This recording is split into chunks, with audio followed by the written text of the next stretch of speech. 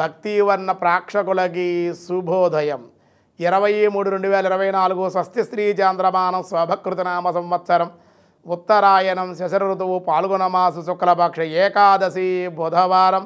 ఏకాదశి తెల్లవారుజాము 4:07 వరకు రేపు ఉదయం వరకు కూడా తెల్లవారుజాము వరకు ఉంది. పుష్యమి నక్షత్రం రాత్రి 12:31 వరకు.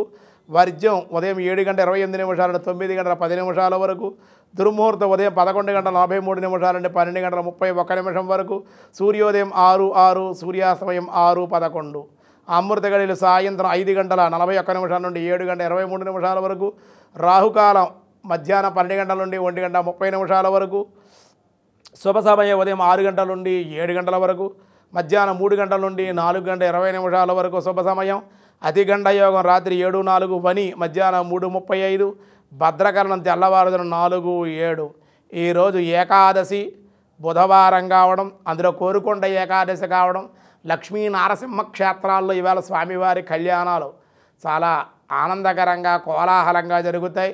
శ్రీమత్పయోనిధి నికేతన చక్రపాణి భోగీంద్ర భోగమనిరాజిత పుణ్యమూర్తే యోగీశరస్వర శరణ్య భవాబ్దిపోత లక్ష్మీ నృసింహ మమ దేహి కరావలంబం.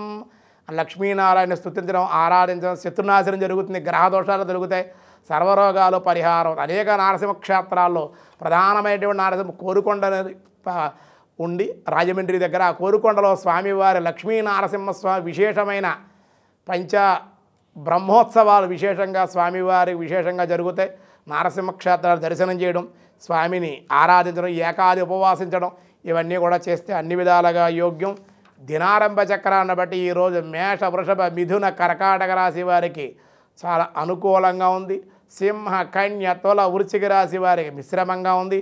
మకర, కుంభ, మీనరాశుల వారికి చాలా అనుకూలంగా ఉంది. భగవద్గీతలో కృష్ణ పరమాత్మ 18వ అధ్యాయంలో ఏం చెప్తున్నారో చూద్దాం.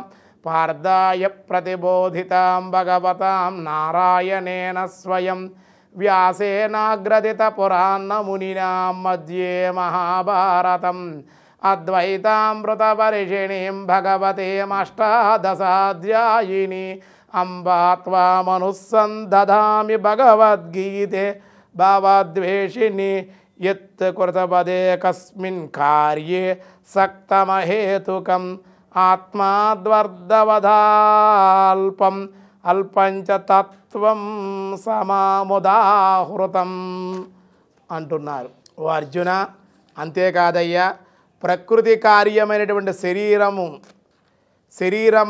శరీరానికి సంబంధించిన భౌతిక వస్తువులుగానే సమస్తము కూడా భావించి దాని యందే ఆసక్తిని కలిగించినట్టుదియు, తాత్వికంగా అర్ధరహితమైనదియు, హేతుబద్ధము కానిదియు, తుచ్చమైనది యొక్క విపరీత జ్ఞానం తామసమని అందరూ.